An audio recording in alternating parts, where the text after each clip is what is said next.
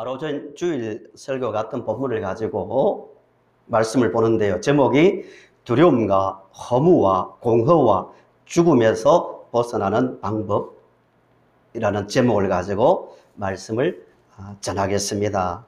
미국 일간지 중에 월스트리트 저널이라는 일간지가 있는데요. 6월 27일자 보도 내용입니다. 테슬라, 스페이스X, 트위터를 경영하는 사람이 누구죠? 일론 머스크라는 사람인데요. 이 사람이 마약의 일종인 케타민을 복용한다는 말이 나오고 있습니다. 그리고 구글의 공동 창업자 세르게이 브린도 환각 증세를 일으키는 버섯을 먹는다는 기사 보도가 있습니다. 왜 그럴까요? 내면이 불안하기 때문입니다. 그리고 우울증 같은 것을 완화시키고 또 집중력 강화나 아니면 또 아이디어를 떠올리기에 마약에 손을 댄다고 합니다. 우리나라도 지금 마약이 급속도로 확산되고 있습니다. 성도님들 조심하십시오. 우스운 이야기가 아니에요. 일반인들에게 급속도로 퍼져 들어가고 있습니다. 왜 이런 일이 발생할까요? 이 마약에 중독되는 사람들이 많아질까요? 원인은 내면이 불안하고 두렵고 공허, 텅 비고 아무리 누리고 가져도 채울 수 없는 인간만이 가지는 증상입니다. 공허하고. 그러니까 또 따라오는 게 허무하기 때문에 그런 것으로라도 채워보려고 해결해 보려고 하기 때문에 약물 중독 같은 것이 급속히 확산되고 있는 겁니다. 이게 인간이 처한 현실입니다. 현실. 지난주 말씀을 좀 길게 복습을 합니다. 같은 본문을 가지고 말씀을 전하는데요. 인간이 처한 현실, 현 상태를 정확하게 아셔야 됩니다. 아무리 소유하고 누려도 만족할 수 없습니다. 성경이 말하는 인간 상태입니다. 지난주 말씀드린 대로 과학이 계속 발전해 갈 거예요. 하나님의 형상으로 인간이 지음을 받았기 때문에 우주에도 갈 수 있을 거예요.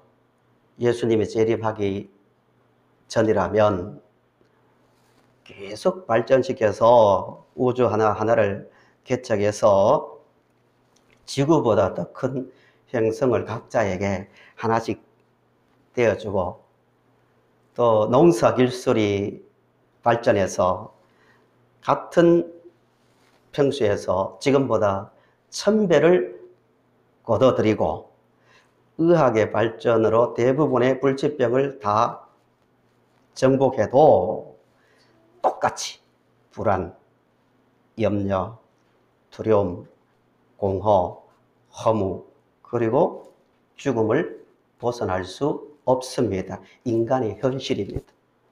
우주를 간다고 해도요, 거기에서도 전쟁이 일어납니다. 틀림없습니다. 더 많이 차지하기 위해서. 더 많이 차지하려고 한다는 뜻이 뭐예요? 만족이 안 되니까. 거기에서도 살인이 있고요, 사기가 있고요, 온갖 자살이 사건이 일어나고요. 또 그러다가 또 죽습니다. 인간이 처한 현실입니다. 또 내면뿐만 아니라 일반적 환경도요. 거기에서도 재난이 있고요, 지진이 있고요, 질병이 있고요, 또 죽음이 있고요, 가뭄과 홍수가 끊이지 않을 겁니다. 비슷한 다른 형태의 재난이 계속 될 겁니다. 이 모든 원인이 뭔가가 중요합니다. 원인이 중요합니다. 우리가 예수님을 믿는데 목적이 마음이 편하기 위해서, 기쁘기 위해서, 행복하기 위해서 믿는 것이 아닙니다. 물론 결과로 당연히 와야죠. 결과로서 와야 됩니다만은 그게 목적이 아닌 거예요. 인간이 처한 현실을 똑바로 봐야 됩니다. 인간이 처한 상태. 왜 그런가?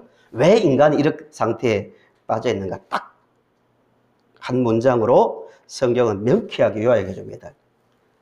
창조자 하나님을 인정하지 않고 사탄의 말을 듣고 자기가 모든 것의 주체자, 그러니까 주인이 되려고 했기 때문에 그 결과로서 이런 상태에 빠진 거예요. 그것을 죄라고 합니다. 죄. 죽음의 원인도 죄. 원래 목사님, 인간이 운명이 그런 거잖아요. 태어나면 살다가 병에 걸릴 수 있고 또 인간이 한계가 있기 때문에 또 무슨 사고도 당할 수 있고 그러다가 또 죽음을 맞이하는 것이 인간 아닙니까? 운명 아닙니까? 아니란 거예요. 죄 때문에.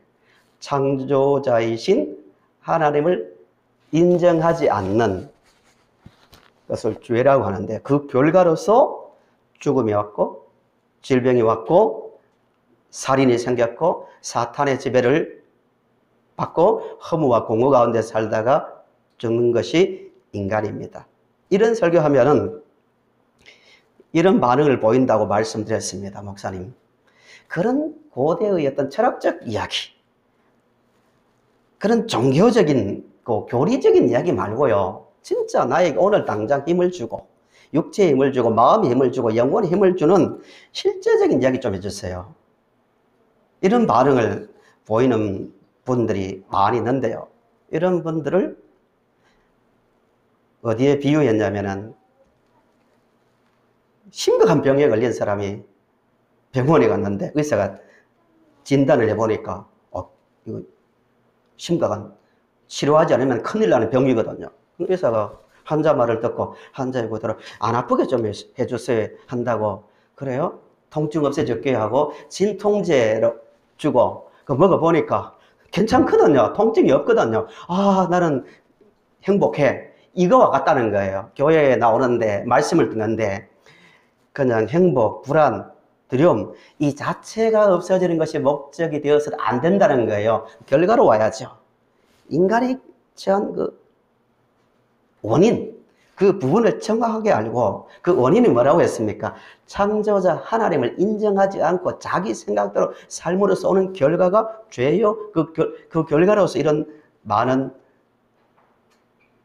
비극적인 현상이 발생한 겁니다. 그것을 이해시키기 위해서 선악과 사건이 있는 거예요. 선악과 사건은 두 가지 목적이 있는 거예요. 하나는 죄가 뭔가, 또 하나는 죄의 결과가 뭔가를 말해주는 거예요.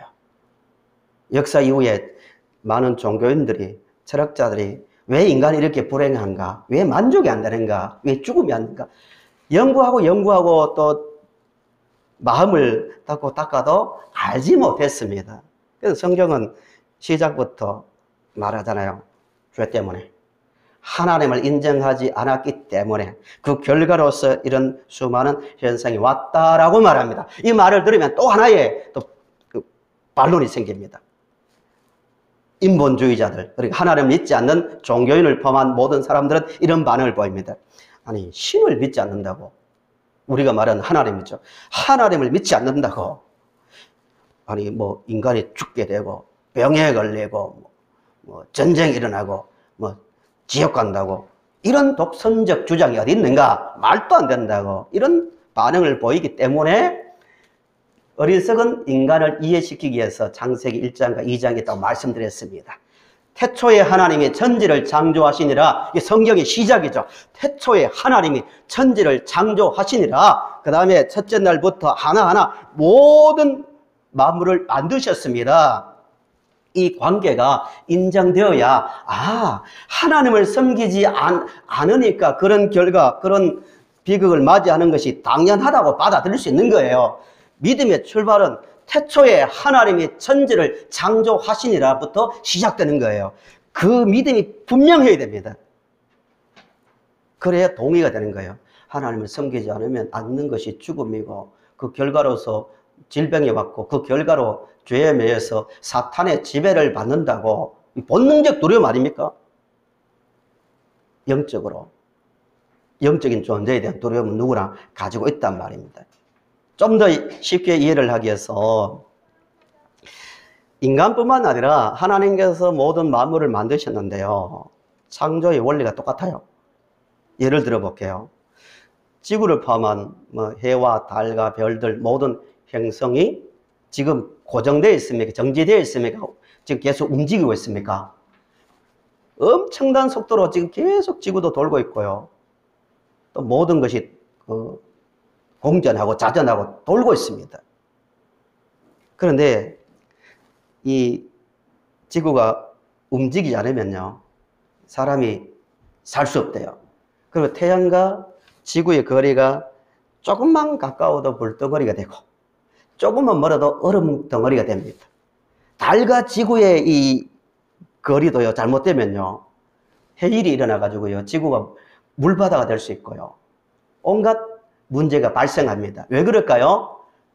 하나님께서 그렇게 만들어 놓으셨어요. 정밀하게. 신기하지 않나요? 신비하죠. 큰 지구라는 덩어리, 태양이라는 덩어리가 1mm의 오차도 없이 그 크고 큰 덩어리가 움직인다고 생각해 보세요. 정밀하게 움직입니다. 그게 조금만 궤도를 벗어나면 큰일 나는 거예요. 왜 그렇죠? 창조의 원리입니다. 마찬가지로 하나님과 인간의 관계가 그렇다는 거예요. 인간은 하나님의 피조물이기 때문에 하나님을 창조주요, 만물을 다스리시는 통치자로 인정하며 그 말씀에 순종해야 하는 거예요. 그걸 부인하기 때문에 오는 결과입니다. 하나님께서 인간을 벌하셨기 때문에 죽음이 온 게 아니에요. 하나님께서 자신을 인간이 섬기지 않는다고 인간을 벌했기 때문에 사탄의 지배를 받는 것 아니에요. 재난이 일어난 게 아니에요. 인간이 하나님을 떠남으로, 인정하지 않음으로 오는 결과가 이런 현상이라고 말씀드렸습니다. 그게 7절부터 나오는 이에, 7절 보세요. 이에 그들의 눈이 밝아져 하면서 7절부터 14절까지 온갖 잘못된 현상이 일어나는 거예요. 요약하면 영적 파괴입니다. 인간이 하나님을 안 섬기면 자유할 것 같잖아요. 내 마음대로 살겠다고, 내 편한 대로 살겠다고 하면 자유할 것 같지만 그 순간부터 영적 파괴, 공허, 두려움, 불안, 이런 것이 들어온 거예요. 왜 그럴까요? 아무리 이 땅에서 땀 흘리며 노력해 보세요. 만족이 되는가? 왜 그럴까요? 하나님은 인간을 하나님의 형상으로 만들었기 때문에요. 하나님이 마음에 채워져 있지 않으면 우주보다 크신 하나님이 마음에 채워져 있지 않으면 우주가 마음속에 들어와서 내 개인 소유가 되어도 만족이 안 되는 거예요. 이 영적 관계가 파괴되었기 때문에, 또 하나님을 섬기지 않음으로 오는 또 현상이, 문제가 인간과 인간의 관계가 깨졌다고 말씀드렸습니다. 내가 주인이니까. 교회 안에서도 지금 제가 주인이고 성도님 각자가 주인이라면요, 주인은 하나밖에 없는데요, 문제가 발생하면 여기 충돌이 일어나는 거예요.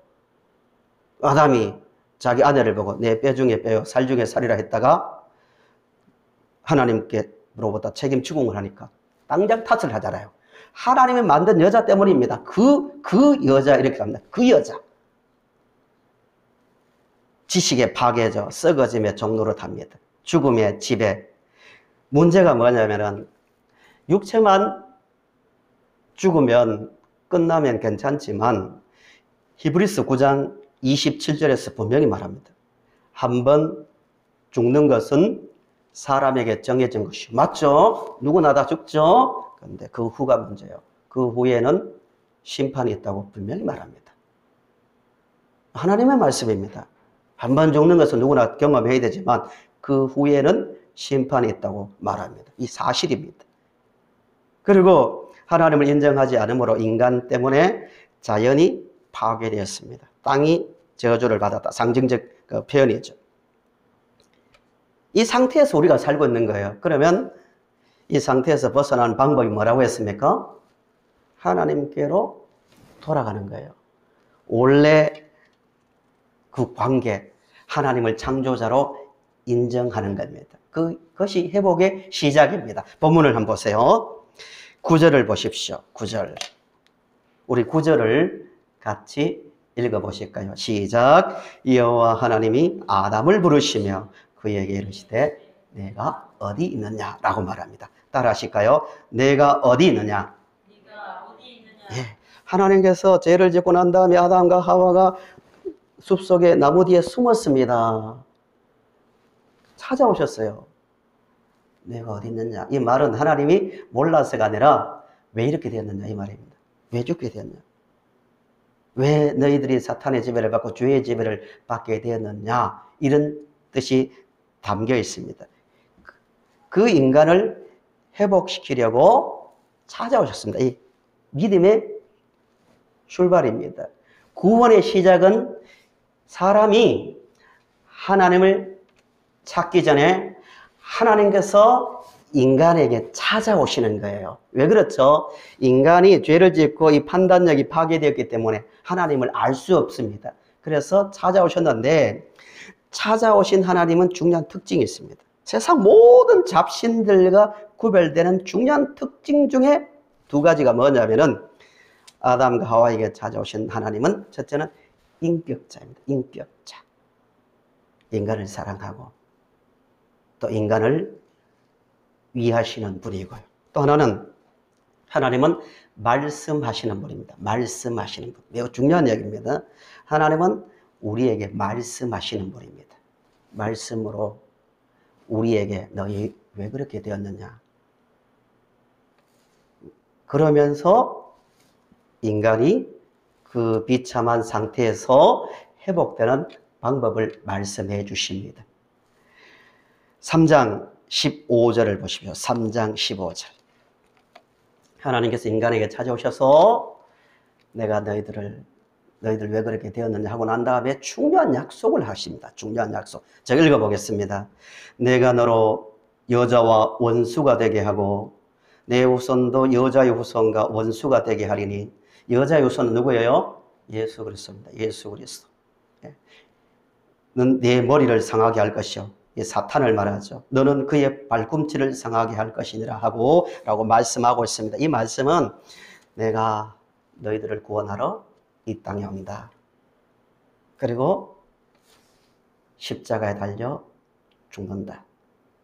그래서 너희들을 구원하겠다. 이게 성경 전체의 그 핵심 내용이죠. 그 말대로 하나님께서 인간의 몸을 입고 이 땅에 오셔서 인간의 모든 죄를 대신 발가벗겨져 인간의 수치를 대신 담당 받으신 거죠.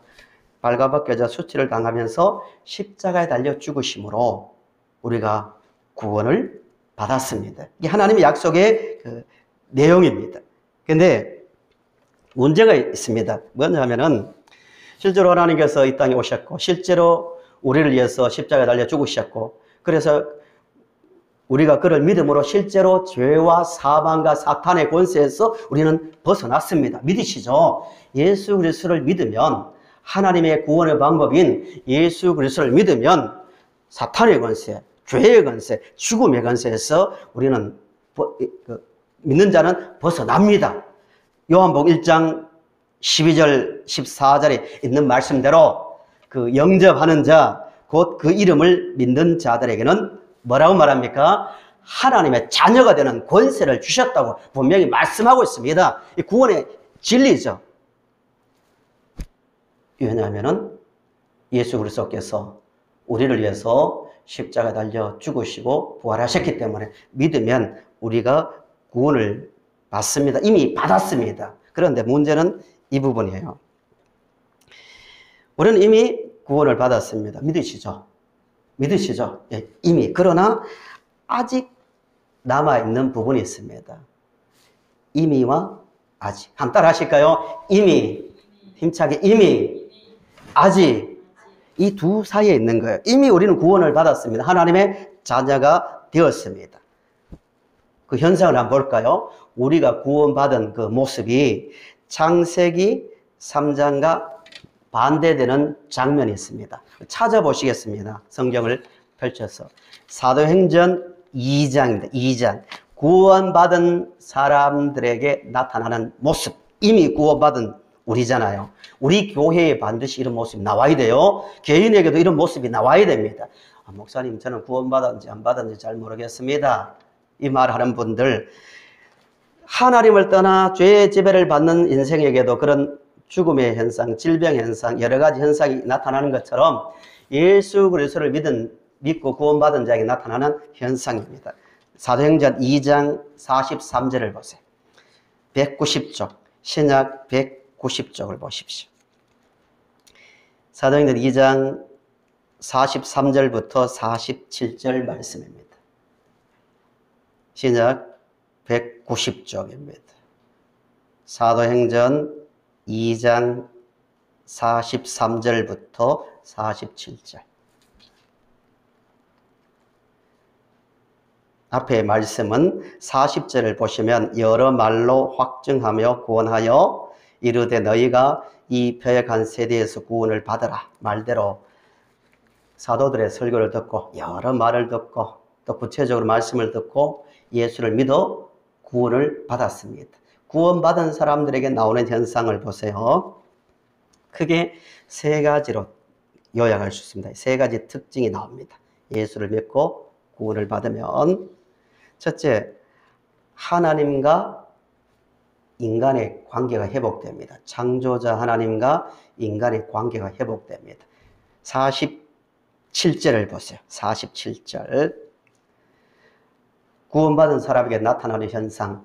하나님을 찬미하며 또 온 백성에게 칭송을 받으니 주께서 받는 사람을 날마다 더하게 하시니라. 하나님을 뭐 했다고요? 찬미하는 거예요. 하나님은 나의 주인입니다. 이 뜻입니다. 하나님의 창조자입니다. 하나님 우리의 구원자입니다. 그 원래 관계를 인정합니다. 인정. 하나님과 인간의 관계가 회복되는 거예요. 두 번째, 어떤 현상이 있냐면은 인간과 인간의 사이 관계가 회복됩니다. 타락했을 때 인간과 인간의 관계가 깨어졌죠. 당장 아담과 하와의 관계가 깨어졌잖아요. 내 살 중에 살이요 내 뼈 중에 뼈다. 이 말을 했던 순수한 관계가 깨어져서 저 여자, 그 여자가 괜히 거짓말하고 해서 내가 넘어갔습니다. 이 관계가 깨어졌는데 44절, 45절 보세요. 믿는 사람이 구원받은 사람이 이 뜻이죠. 다 함께 있어 모든 물건을 서로 통용하고 또 재산과 소유를 팔아 각 사람의 필요를 따라 나눠주며 날마다 마음을 같이하여 성전에 모이기를 힘쓰고 집에서 떡을 떼며 기쁨과 순전한 마음으로 음식을 먹고 라고 말합니다. 사람과 사람의 관계가 회복되니까 자기 욕망에서 벗어나니까 어떻게 됩니까? 상대의 필요가 보이는 거예요. 저 사람 힘들구나. 저 사람 이게 필요하구나. 그 욕망에서 벗어날까요? 죄의 권세에서 풀려나니까요. 인간과 인간의 관계가 회복되는 거예요. 우리 교회의 모습이 되어야 됩니다. 모이는 중요한 목적 중에 하나가 이거죠. 딱 모이면 하나님을 찬미하지만 성도와 성도 사이에 서로 위로하고 격려하고 기도해주는 그런 순수한 관계가 회복되는 거예요. 역사를 보시면요. 공산주의자가 되었던 자본주의가 되었던 항상 인간의 행복과 인간을 위한 그 구호를 가지고 있었지만 결과적으로 그 혁명이 일어날 때마다 어떤 일이 발생합니까? 수천만 명이 학살당합니다. 중국의 공산혁명이 일어난 다음에요. 일본으로부터 죽은 사람들 2천만 명. 엄청나죠? 끔찍하죠? 그런데 자기들끼리 공산혁명 같이 잘 살아보자. 같이 나누면서 잘 살아보자 하는 혁명 가운데서요. 몇 명이 죽은지 아세요? 서로 4천만에서 6천만 명이 죽었습니다. 배가 죽었습니다. 인간이 그렇다는 거예요. 무슨 주의가 되었든 인간은 하나님을 떠난 인간은 자기 욕망에 잡혀있기 때문에 절대로 평등을 말하지만 결과적으로 평등을 말하는 그 단체가 보세요. 더 불평등이 심합니다. 북한도 그렇죠. 중국도 그렇죠. 인간의 모습입니다. 그런데 주인이 내가 아니고 하나님이 되니까요. 서로가 존중받고 존경하는 관계가 되니까 필요를 보이고 서로 순전한 마음으로 같이 나누고 떡을 떼고 함께 하는 거예요. 이게 교회의 모습이고 구원받은 공동체의 모습입니다. 그 다음에 46절을 보세요. 하나님과 인간의 관계가 회복된 모습, 구원받은 공동체에 나타나는 모습. 46절 뒷부분입니다. 46절 집에서 떡을 떼며 무엇을 말합니까? 기쁨과 순전한 마음으로 음식을 먹었대. 나와 나의 관계가 회복되는 거예요. 좀 어려운 표현이지만 내 자신이 회복되는 거예요. 기쁨. 사도행전에 계속 나오는 단어가 기쁨입니다. 기쁨. 구원받은 사람들이 왜 기쁠까요? 여전히 현실은 사도행전을 보시면 여전히 박해가 있고 고난이 있고 먹고 살아야 될 현실에 문제가 있는데도 꼭 예수 믿은 사람에게 그 다음에 말하는 게 기뻐했더라, 기쁨이 넘쳤더라 말하는 이유가 뭐예요? 하나님의 자녀가 되니까, 원래 관계로 돌아오니까 환경을 넘어선 회복이 일어나는 거예요. 그런데 내 자신을 보면서 이전에는 자신의 인생을 한탄하고 나는 왜 소유하지 못하지? 왜 저 사람보다 더 소유하지 못하지? 저 사람은 저렇게 많은 것을 누리는데 나는 왜 이렇게밖에 누리지 못하지? 이런 결핍, 내적 불만족 가운데 있다가 천지의 주제이신 하나님이 내 아버지가 되니까요. 우주보다 크신 하나님이 내 마음을 차지하니까요. 만족이 되니까요. 기쁨, 평안, 감사 나오는 거예요. 소위 말하는 자존감이 회복되는 거예요. 세상에서도 자존감 얼마나 많이 이야기합니까? 그러니까 세상이 말하는 자존감하고요. 성경이 말하는 자존감 회복은 전혀 다른 거예요. 완전히 다른 거예요. 세상의 자존감은 스스로 인위적으로 자신을 존중하세요. 얼마나 소중합니까? 많은 말을 하지만 성경은 그렇게 말하지 않아요. 그렇게 해서 자존감이 회복되지 않습니다. 당신은 하나님의 자녀입니다. 하나님을 창조주요 인생의 주인으로 모십시오. 하나님이 당신을 구원하셨습니다. 그 하나님을 아버지를 인정하고 자신을 하나님의 백성, 자녀라는 그 인식, 그 믿음의 결과로 나오는 것이 만족이고 평안이고 기쁨, 그 자존감의 회복이 일어나는 거예요. 이 초대교회에 일어나는 거예요. 왜 굳이 초대교회의 이 교회의 모습을 구체적으로 말하는가?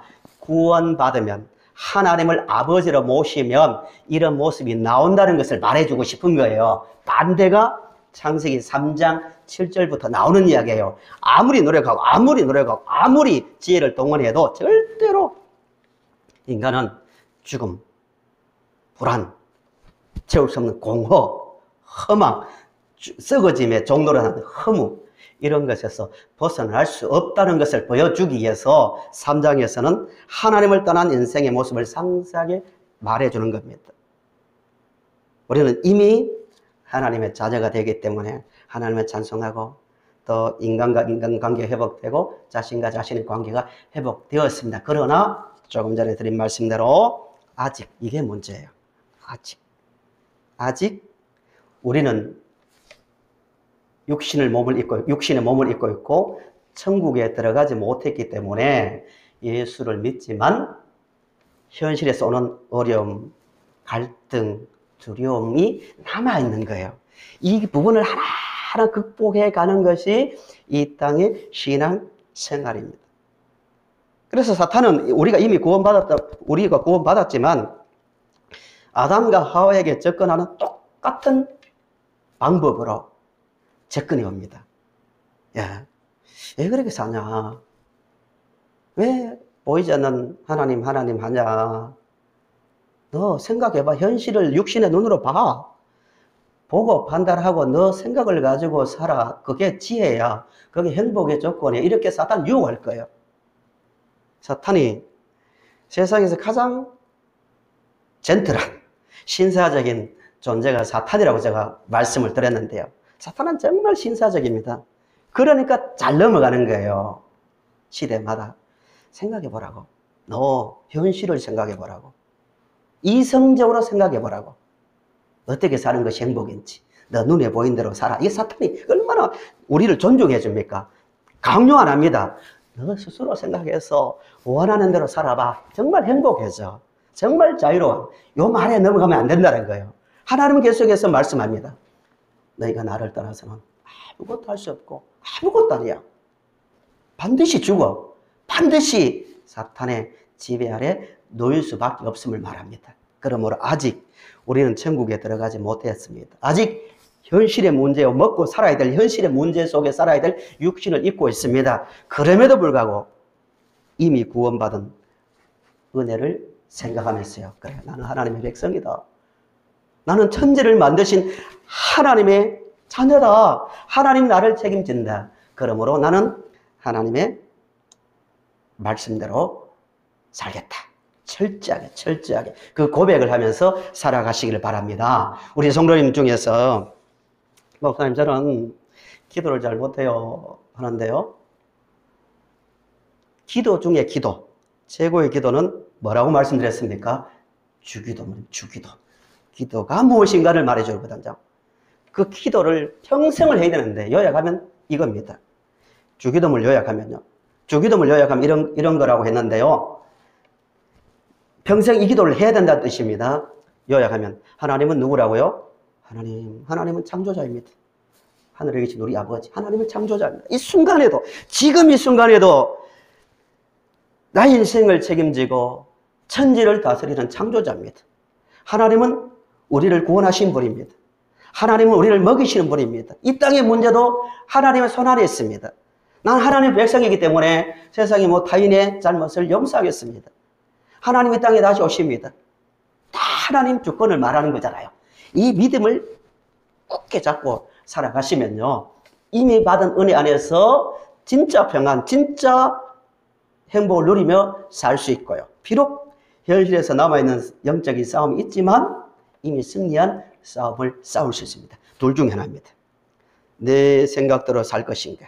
그래서 사탄의 지배를 받고 허무의 지배를 받고 공허함 삶 속에 살다가 죽고 그 다음 심판의 자리에 설 것인가. 아니면은 맞아. 태초에 하나님이 천지를 창조하셔서 틀림없어 하나님이 유일하신 하나님이 모든 것을 다스리고 계셔. 나는 하나님의 말씀에 순종하며 사는 것이 맞아. 이 믿음으로 살 것인가. 우리 늘 그 현실의 문제 가운데서 결단하며 살아야 됩니다. 하나님의 백성된 확신을 가지고요. 하나님께 순종하며 살아가는 우리 성도님들이 되시기를 바랍니다.